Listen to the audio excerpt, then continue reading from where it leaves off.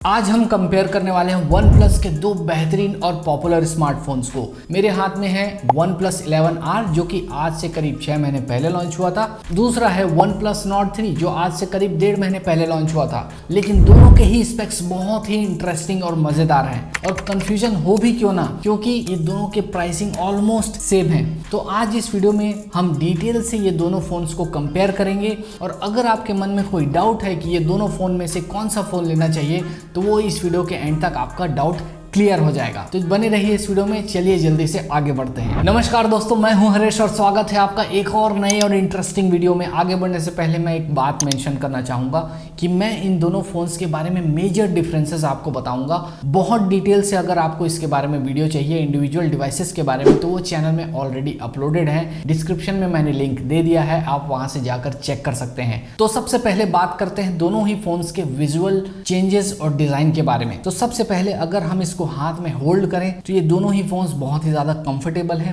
दोनों के sizes 6.7 inches के डिस्प्ले के साथ आते हैं और ये बहुत ही ज्यादा प्रीमियम लगते हैं। लेकिन दोनों के कंपैरिजन में मुझे पर्सनली OnePlus 11R का डिजाइन ज्यादा कंफर्टेबल लगता है और दोनों के थिकनेस में Nord 3 का थिकनेस कम है, लेकिन हाथ में होल्ड करने में 11R का थिकनेस मुझे कम लगता है और कंफर्टेबल लगता है। लुक वाइज OnePlus 11R का डिजाइन ज्यादा प्रीमियम लगता है क्योंकि ये कर्व्ड डिस्प्ले के साथ आता है। दोनों ही फोन्स 120 हर्ट्ज के मैक्सिमम रिफ्रेश रेट के साथ आते हैं, लेकिन OnePlus Nord 3 में हमको अडेप्टेबल रिफ्रेश रेट मिल जाता है 40 हर्ट्ज टू 120 हर्ट्ज और इसमें अडेप्टेबल रिफ्रेश रेट नहीं है। इसको या तो आप 60 हर्ट्ज में सेट कर सकते हैं या तो सिर्फ 120 हर्ट्ज में सेट कर सकते हैं। दोनों का ही आगे और पीछे ग्लास बिल्ड है और कॉर्निंग गोरिल्ला ग्लास 5 के प्रोटेक्शन के साथ ये आ जाते हैं। लेकिन मेरे पास जो कि OnePlus 11R ब्लैक कलर का है, ये मैट फिनिश में आता है और ये फिंगरप्रिंट उतना ज्यादा अट्रैक्ट नहीं करता। लेकिन OnePlus Nord 3 ग्लॉसी फिनिश के साथ आता है और फिंगरप्रिंट बहुत ज्यादा अट्रैक्ट करता है, तो इस चीज को आपको ध्यान देना होगा। लेकिन एट द सेम टाइम ये चूंकि मैट फिनिश में आता है, अगर आपके हाथ में बहुत ज्यादा पसीने आते हैं तो आप इस फोन को होल्ड करेंगे OnePlus 11R को तो ये बहुत ज्यादा स्लिपरी हो जाता है और जिसकी वजह से आपको इसके साथ केस यूज करना जरूरी हो जाता है। दोनों के ही फ्रेम्स प्लास्टिक फ्रेम है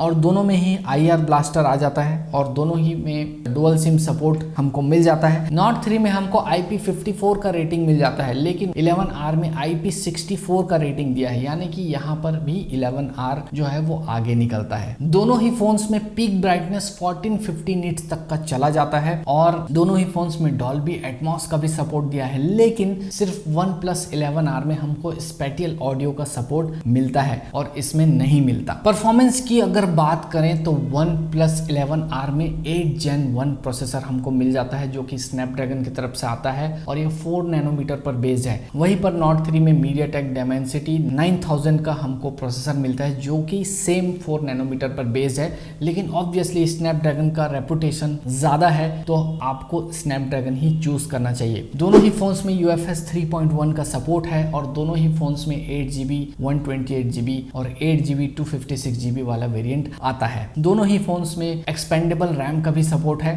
और दोनों ही फोन्स के Geekbench स्कोर मैं आपको स्क्रीन में शेयर कर दिया है, आप वहां से देख सकते हैं। हालांकि दोनों ही फोन्स में Oxygen OS की तरफ से आपको गेम बूस्टर वाला मोड दिख जाता है, लेकिन फिर भी मैं ये रिकमेंड नहीं करूंगा कि आप बहुत ज्यादा फ्रीक्वेंट गेमर हैं तो आप ये दोनों फोन चूज करें क्योंकि थ्रॉटलिंग इश्यू देखने को मिल जाता है। लेकिन दोनों ही फोन्स बहुत ही पावरफुल चिपसेट के साथ आते हैं। स्नैपड्रैगन का परफॉर्मेंस मुझे थोड़ा सा बेटर लगता है MediaTek Dimensity 9000 से। कैमरा की अगर बात करें तो दोनों ही फोन्स 50 मेगापिक्सल का मेन कैमरा और 8 मेगापिक्सल का अल्ट्रा वाइड कैमरा और 2 मेगापिक्सल का मैक्रो कैमरा के साथ आता है। इन दोनों ही में फ्रंट कैमरा जो है वो 16 मेगापिक्सल का हमको मिल जाता है। लेकिन यहाँ पर ट्विस्ट ये है कि ये दोनों ही फोन्स में डिफरेंट प्रोसेसर हैं तो दोनों ही फोन्स के इमेज आउटपुट टोटली डिफरेंट हमको मिल जाते हैं। सबसे पहले बात करते हैं वीडियो क्वालिटी की, तो दोनों का ही वीडियो क्वालिटी काफी ज्यादा मुझे सही लगा, लेकिन मुझे Nord 3 के वीडियो में थोड़ा सा ज्यादा शार्पनिंग देखने को मिला। ये दोनों के कलर प्रोडक्शन मुझे बहुत सही लगा, एकदम रियलिस्टिक लगता है। लेकिन एट द सेम टाइम मैं मैक्रो कैमरा की बात करूं तो यहाँ पर भी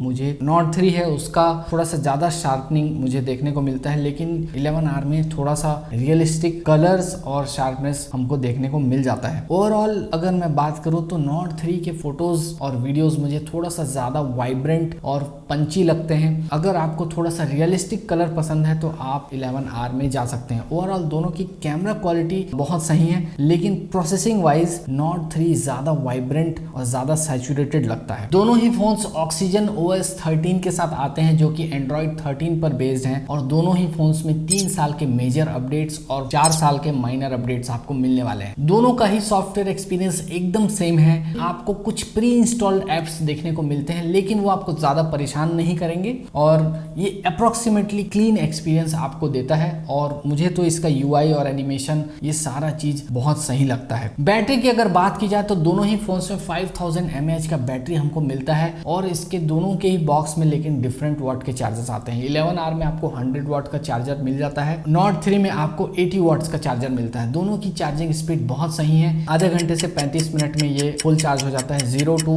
100 पहुंचने में 35 मिनट लगाता है, और ये कम से कम 45 से 50 मिनट में आपको 0 to 100% बैटरी चार्ज करके दे देता है। लेकिन ये आपके यूजेज पे डिपेंड करता है कि आप किस तरह से आप इस फोन को हैंडल करते हैं। दोनों का चार्जिंग स्पीड तो मुझे बहुत सही लगा, स्क्रीन ऑन टाइम भी बहुत सही लगा। और अगर आप कहीं पर मान लो आपको बैटरी बहुत ज्यादा यूज हो जाता है और आपको जरूरत भी पड़ती है, तो 50% चार्ज होने में ये दोनों ही फोन्स 15 से 20 मिनट लेते हैं, तो वो आई थिंक कोई बहुत बड़ी बात नहीं होगी आपके लिए। आजकल जब बहुत सारे ब्रांड्स अपने बॉक्स से चार्जर निकाल रहे हैं और उसमें OnePlus आपको बॉक्स में ही चार्जर दे देता है, ये एक बहुत ही अच्छा मूव है और आपको इसको फोन लेने के टाइम कंसीडर करना चाहिए, क्योंकि 80 से 100 वाट का चार्जर लेने के लिए आपको करीब 1.5 से 2,000-2,500 भी स्पेंड करने पड़ सकते हैं। ओवरऑल अगर मैं अपना पर्सनल एक्सपीरियंस आपसे शेयर करूं तो मुझे OnePlus R का ओवरऑल एक्सपीरियंस ज्यादा सही लगा, क्योंकि कर्व डिस्प्ले होने की वजह से और इसके डिजाइन होने की वजह से इन हैंड फील अच्छा है और प्रीमियम फील होता है, और इसका ओवरऑल जो सॉफ्टवेयर एक्सपीरियंस है और परफॉर्मेंस वाइज ये